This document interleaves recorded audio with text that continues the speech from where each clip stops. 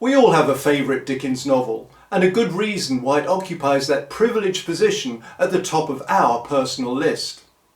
If we pool those subjectivities in a reader's poll or survey, we can come up with a top 5 or a top 10 reflecting the tastes of Dickens readers at a given moment in time. The British newspapers The Guardian and The Independent conducted precisely such exercises in 2011 and 2018 respectively, and both came up with the same result. For British readers at least, their favourite Dickens, by quite a clear margin, was Great Expectations, comfortably ahead of Bleak House and David Copperfield. I'll be discussing why the story of Pip and Estella, Magwitch, Jaggers and Miss Havisham has such great appeal to contemporary readers in another talk.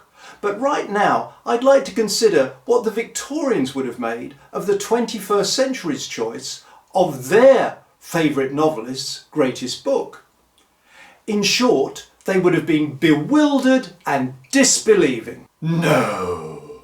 Throughout the 19th century, Dickens was best known as the author of The Immortal Pickwick, and the conventional wisdom was that his early work was far superior to anything he produced in the last decade of his life. If we take a look at the first book-length bibliography of Dickens, published in 1879, we find that Great Expectations is relegated, along with Hard Times, to the category of minor works of fiction. Now, here's a question for you.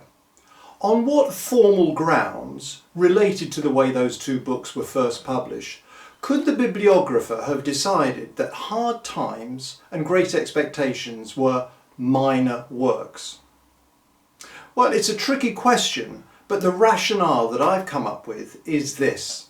Those two books alone amongst Dickens's novels were 1. First serialised in a weekly magazine, and 2. Not simultaneously issued in monthly parts, and 3. Unillustrated in both serialisation and when first published in book form. Hard Times first appeared in Household Words in 1854, with Great Expectations making its debut in print in All the Year Round between December 1860 and August 1861.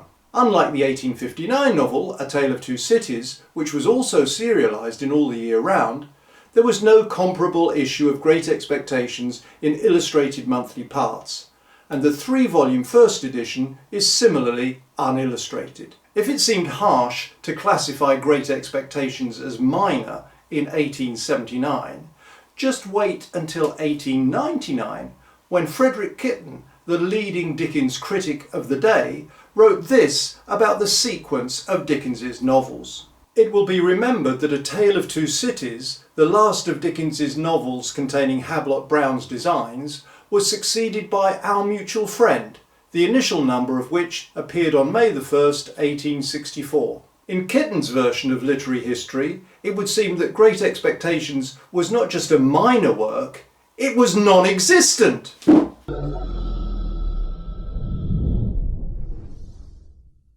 Now let's try to make some sense of this curious early rewriting of literary history and see why it was that Great Expectations was so undervalued and overlooked by the Victorians. For them, the default mode of publication for Dickens's works was in monthly parts, each part being accompanied by 2 illustrations, the vast majority of which were executed by Dickens's longtime collaborator Hablot Browne, or Phiz.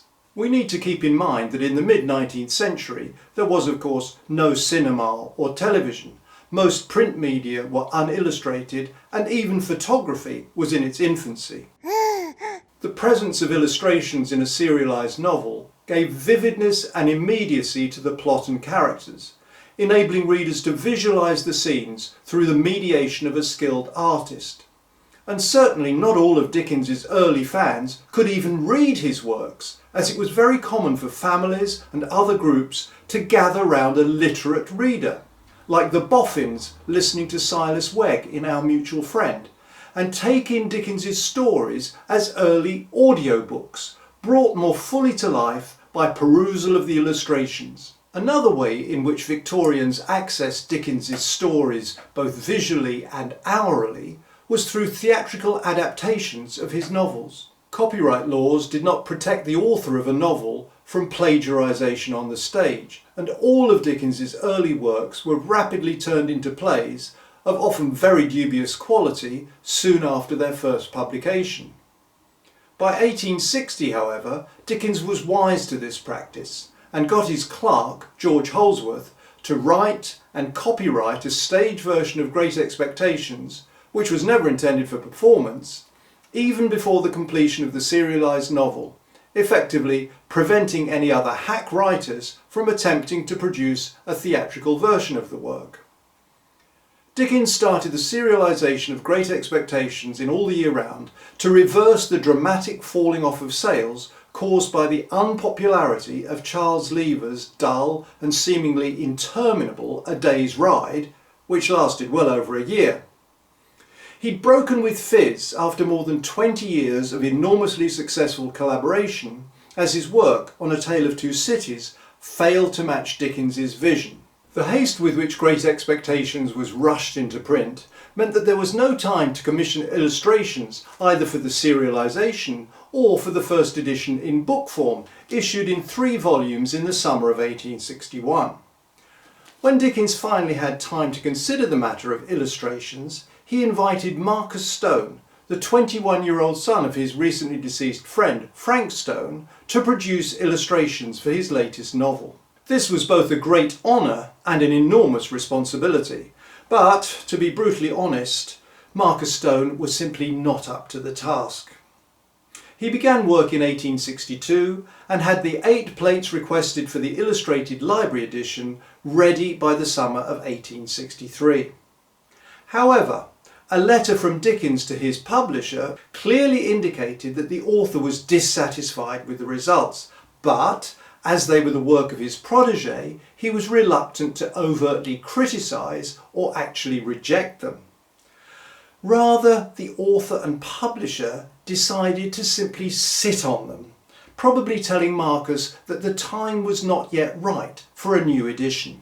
The Illustrated Library edition, with Stone's truly wretched plates, finally appeared in December 1864, but not to any fanfares. As my research in the publisher's archive has revealed, of the 1,000 copies that were printed, 736 went to the United States in bulk orders, and the 264 copies that remained in Britain could only be purchased as one volume of a 24-volume set. The publishers omitted to send copies to the deposit libraries, and to this day there is no copy of this 1864 illustrated edition in either the British Library or the Dickens Museum in London. It was rather like the modern practice of burying bad news when the public's attention is directed elsewhere, in this case getting ready for Christmas 1864. Very few copies of Great Expectations were printed in any book format in Britain during Dickens's lifetime, and for 75 years after the author's death, the novel remained largely ignored as just one volume amongst many in sets of the Inimitables collected works. The sea change in Great Expectations' fortunes only really began in earnest in 1946 with the release of David Lean's film adaptation, still considered to be one of the great Dickens movies and a masterpiece of the British cinema. The plot is dramatic, there's a great cast of memorable characters, and, very important for modern readers, by Dickens standards, the novel is relatively short. And with that, I'll stop imposing on your precious time and merely note that I'll be giving further talks on this now iconic novel, on variant endings to Great Expectations, and on reasons, other than brevity, for the novel's current appeal. Pip pip!